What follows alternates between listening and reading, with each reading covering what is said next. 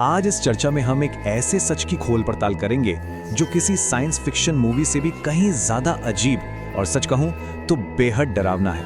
अंतरिक्ष के बारे में हमने बचपन से जो भी खूबसूरत कल्पनाएं की हैं ना, वो आज इस असलियत के आगे बिल्कुल फीकी पड़ने वाली हैं। तो चलिए शुरू करते हैं। अक्सर जब हम अंतरिक्ष के बारे में सोचते हैं तो लगता है कि ये एक शांत, खूबसूरत और नई खोजों से भरी हुई एक एंडलेस जगह है।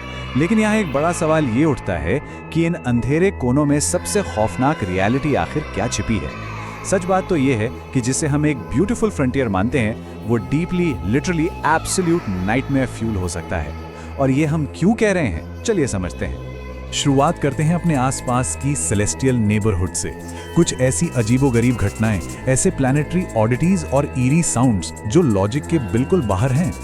अब वीनस यानी शुक्र ग्रह को ही ले लीजिए। यहाँ समय इतना अजीब ढंग से चलता है कि इसका एक अकेला दिन, जी हाँ, एक सिंगल डे, इसके पूरे साल से भी ज्यादा लंबा होता है। ध्यान दीजिए, इसे अपने एक्सिस पर एक चक्कर घूमने में 243 अर्थ डेज लग जाते हैं, जबकि सूरज के चारों ओर अपना ऑर्बिट कंप्लीट करने में सिर्फ 225 अर्थ डेज लगते हैं। देखा जाए तो ये फिजिक्स का एक ऐसा प्रैक्टिकल जोक है जो बिल्कुल नामुमकिन सा लगता है। और वीनस का ये अजीबपन बस यहीं खत्म नहीं होता।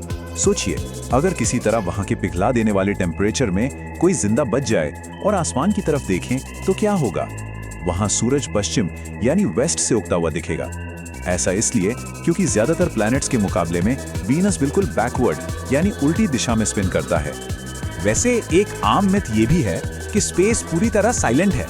टेक्निकली देखें तो हाँ, एक वैक्यूम में साउंड ट्रैवल नहीं कर सकता, लेकिन जब साइंटिस्ट ने तारों, प्लैनेट्स और ब्लैक होल से आने वाली इलेक्ट्रोमैग्नेटिक वेव्स को ऑडियो में कन्वर्ट किया, तो वो नतीजा सच में रोंगटे खड़े कर देने वाला था।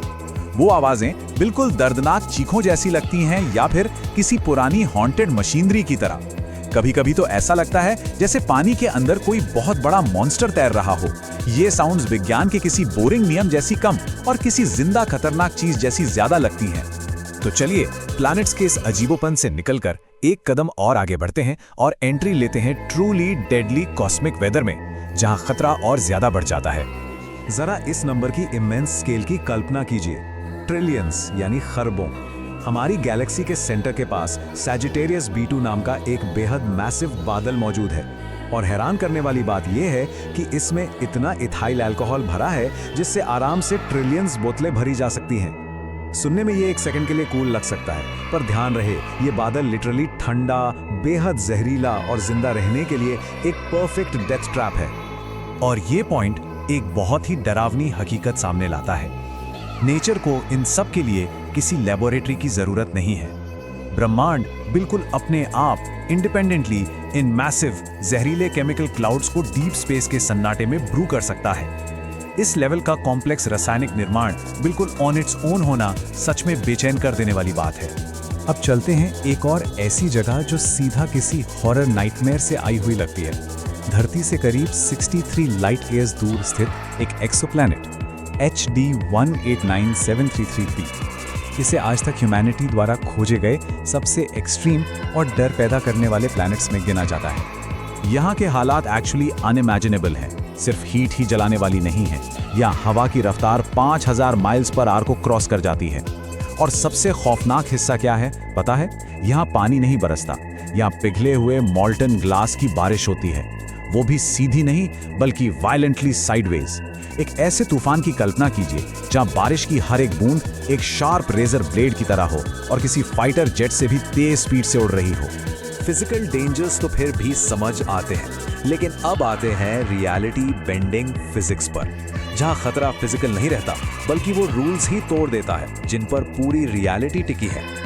आइंस्टाइन की थ्योरी ऑफ रिलेटिविटी याद है ना? एक ब्लैक होल के करीब ग्रेविटी इतनी ज्यादा इंटेंसली पावरफुल हो सकती है कि टाइम यानी समय खुद स्ट्रेच हो जाता है, धीमा पड़ जाता है। अगर कोई बाई चांस एक सुपर मैसिव ब्लैक होल के आसपास कुछ घंटे बिताए और किसी तरह जिंदा वापस आ जाए, तो वापसी पर पता चलेगा कि धरती पर तब तक कई साल गुजर चुके हैं। ये कोई साइंस फिक्शन की कहानी नहीं है, ये एब्सोल्युटली प्योर फिजिक्स है। ब्रह्मांड केवल स्पेस को कंट्रोल नहीं करता, ये वास्तविकता को यानी रियलिटी को भी कंट्रोल करता है।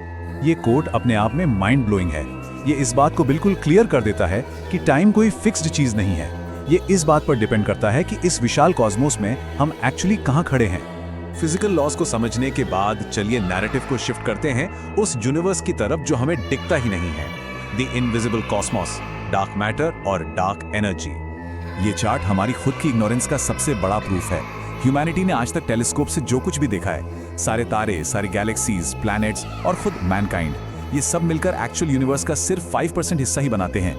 बाकी का विशाल 95% हिस्सा कंप्लीटली अदृश्य है, इनविजिबल है, जिसे हम डार्क मैटर और डार्क एनर्जी कहते हैं। असल में हम सब एक ऐसी जायंट मशीन के अंदर जिंदा हैं, जिसका ज्यादातर हिस्सा काम कैसे करता है ये हमें बिल्कुल पता ही नहीं है। हम चारों तरफ से ऐसी इनविजिबल फोर्सेस से घिरे हुए हैं जिनकी अच्छी समझ हमें आज भी नहीं है, और जो कॉन्स्टेंटली इस कॉस्मोस के शेप और साइज को ऑल्टर कर रही हैं। और अब इस चर्चा के सबसे डीप, सबसे एग्जिस्टेंशियल चैप्टर में आते हैं। बात करते हैं स्टारलाइट के उस हॉन्टिंग डिले की जो हमें पास दिखाता है। एक सेकंड के लिए इस हॉरिफाइंग पॉसिबिलिटी पर गौर कीजिए। The universe might already B dead. क्योंकि लाइट को स्पेस के जाइंट वैक्यूम में ट्रैवल करने में इतना वक्त लगता है, इसलिए हम स्पेस को कभी भी रियल टाइम में देखते ही नहीं हैं। हमेशा एक डिले होता है। तारों की इस रोशनी का सफर ही देख लीजिए।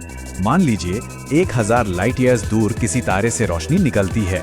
सदियों तक वो लाइट स्पेस के डार्क वैक्यूम में चुपचाप सफर करती रहती है, और आज जब वो रोशनी धरती पर हमारी आंखों तक पहुंचती है, तो हम उस तारे को बिल्कुल वैसा देख रहे होते हैं जैसा वो 1 मिलेनियम पहले था, ना कि जैसा वो आज इस वक्त है।